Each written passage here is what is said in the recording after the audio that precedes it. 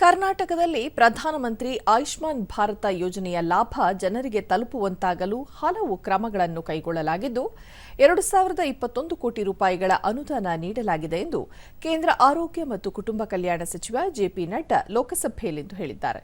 ಪ್ರಶ್ನೋತ್ತರ ಕಲಾಪದಲ್ಲಿ ಮೈಸೂರು ಸಂಸದ ಯದುವೀರ ಕೃಷ್ಣದತ್ತ ಚಾಮರಾಜ ಒಡೆಯರ್ ಪ್ರಶ್ನೆಗೆ ಉತ್ತರಿಸಿದ ಸಚಿವರು, ಕರ್ನಾಟಕದಲ್ಲಿ 700ಕ್ಕೂ ಅಧಿಕ ಆಯುಷ್ಮಾನ್ ಆರೋಗ್ಯ ಮಂದಿರಗಳ ನಿರ್ಮಾಣ ಹಾಗೂ ಬಲವರ್ಧನೆ ಮತ್ತು 30 ಕೇಂದ್ರೀಕೃತ ಪ್ರಯೋಗಾಲಯಗಳ ಸ್ಥಾಪನೆಗೆ ಅನುಮೋದನೆ ನೀಡಲಾಗಿದೆ.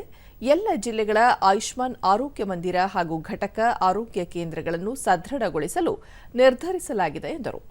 ದೇಶದ ನಾಗರಿಕರಿಗೆ ಉತ್ತಮ ಆರೋಗ್ಯ ಸೇವೆ ಕೈಗೆಟುಕುವ ದರದಲ್ಲಿ ಲಭ್ಯವಾಗಲು ಪಿಎಂ ಆಯುಷ್ಮಾನ್ ಆರೋಗ್ಯ ಯೋಜನೆಯನ್ನು ಜಾರಿಗೊಳಿಸಲಾಗಿದ್ದು, ಕೇಂದ್ರ ಸರ್ಕಾರ ತಾಂತ್ರಿಕ ಹಾಗೂ ಹಣಕಾಸು ನೆರವು ನೀಡುತ್ತದೆ. ಸೌಲಭ್ಯಗಳನ್ನು ಒದಗಿಸಿ ಜಾರಿಗೊಳಿಸುವುದು ರಾಜ್ಯಗಳ ಜವಾಬ್ದಾರಿಯಾಗಿದೆ. 17,788 ಆಯುಷ್ಮಾನ್ ಕೇಂದ್ರಗಳನ್ನು ಸಶಕ್ತಗೊಳಿಸಲು ನಿರ್ಧರಿಸಲಾಗಿದ್ದು, ಸ್ವಂತ ಕಟ್ಟಡಗಳ ನಿರ್ಮಾಣ ಕಾರ್ಯವನ್ನು ಕೈಗೆತ್ತಿಕೊಳ್ಳಲಾಗುವುದು ಎಂದು ಹೇಳಿದರು. 11,000ಕ್ಕೂ ಅಧಿಕ ಆರೋಗ್ಯ ಮತ್ತು ಕ್ಷೇಮ ಮಂದಿರಗಳು, ಘಟಕ ಆರೋಗ್ಯ ಕೇಂದ್ರಗಳ ಬಲವರ್ಧನೆಗೂ ಕ್ರಮ ಕೈಗೊಳ್ಳಲಾಗಿದ್ದು, ಎಲ್ಲ ರೀತಿಯ ಸೌಲಭ್ಯಗಳನ್ನು ನಿರ್ಮಿಸಲಾಗುವುದು. ಸಾಮಾನ್ಯ ಜನರಿಗೆ ಸುಲಭವಾಗಿ ಆರೋಗ್ಯ ಸೇವೆ ದೊರೆಯುವಂತೆ ಮಾಡುವ ಗುರಿ ಹೊಂದಲಾಗಿದೆ. ದೇಶದಲ್ಲಿ ಒಟ್ಟಾರೆ 700ಕ್ಕೂ ಅಧಿಕ ಕೇಂದ್ರೀಕೃತ ಪ್ರಯೋಗಾಲಯಗಳನ್ನು ಸ್ಥಾಪಿಸಲು ಉದ್ದೇಶಿಸಲಾಗಿದ್ದು, ಪ್ರತಿ ಜಿಲ್ಲೆಯಲ್ಲಿ ಪ್ರಯೋಗಾಲಯ ಸ್ಥಾಪಿಸಲಾಗುವುದು ಎಂದು ತಿಳಿಸಿದರು. ಅಲ್ಲದೆ 5 ಲಕ್ಷಕ್ಕೂ ಅಧಿಕ ಜನಸಂಖ್ಯೆ ಹೊಂದಿರುವ ಜಿಲ್ಲೆಗಳಲ್ಲಿ 602 ಕ್ರಿಟಿಕಲ್ ಕೇರ್ ಪ್ರಯೋಗಾಲಯಗಳನ್ನು ಸ್ಥಾಪಿಸಲಾಗುವುದು ಎಂದು ಮಾಹಿತಿ ನೀಡಿದರು.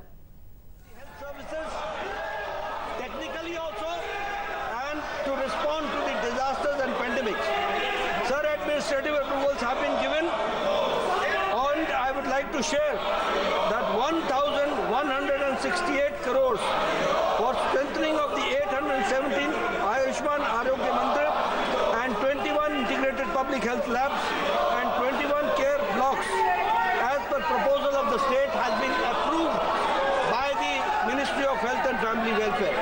So sir, there has been a survey done by the government Ministry of Health and Family Welfare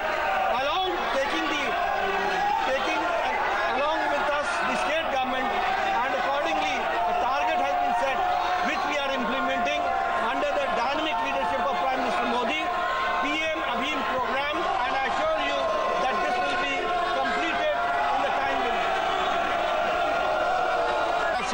Adani ಸಂಸ್ಥೆಯ ಭ್ರಷ್ಟಾಚಾರದ ಕುರಿತು ಪ್ರತಿಪಕ್ಷಗಳ ಸದಸ್ಯರು ಗದ್ದಲ ನಡೆಸಿದ್ದರಿಂದ ಸದನವನ್ನು 12 ಗಂಟೆಗೆ ಮುಂದೂಡಲಾಯಿತು.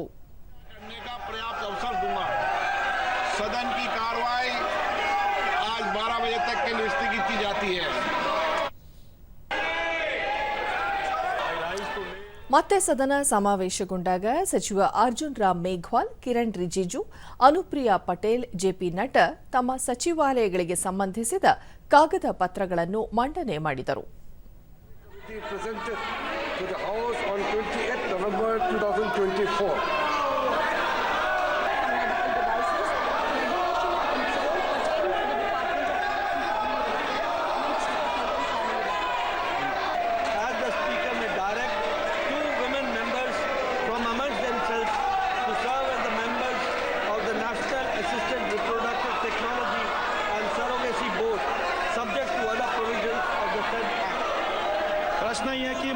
ಸಭಾಧ್ಯಕ್ಷ ಸ್ಥಾನದಲ್ಲಿದ್ದ ದಿಲೀಪ್ ಸೈಕಿಯಾ ಕಲಾಪ ನಡೆಸಲು ಅವಕಾಶ ನೀಡಬೇಕು, ವಿರೋಧ ಪಕ್ಷಗಳು ರಚನಾತ್ಮಕವಾಗಿ ಕಾರ್ಯನಿರ್ವಹಿಸಬೇಕು ಎಂದು ಮನವಿ ಮಾಡಿದರೂ ಗದ್ದಲ ಮುಂದುವರಿದ ಹಿನ್ನೆಲೆಯಲ್ಲಿ ಕಲಾಪವನ್ನು ಸೋಮವಾರ ಬೆಳಗ್ಗೆ 11 ಗಂಟೆಗೆ ಮುಂದೂಡಲಾಯಿತು.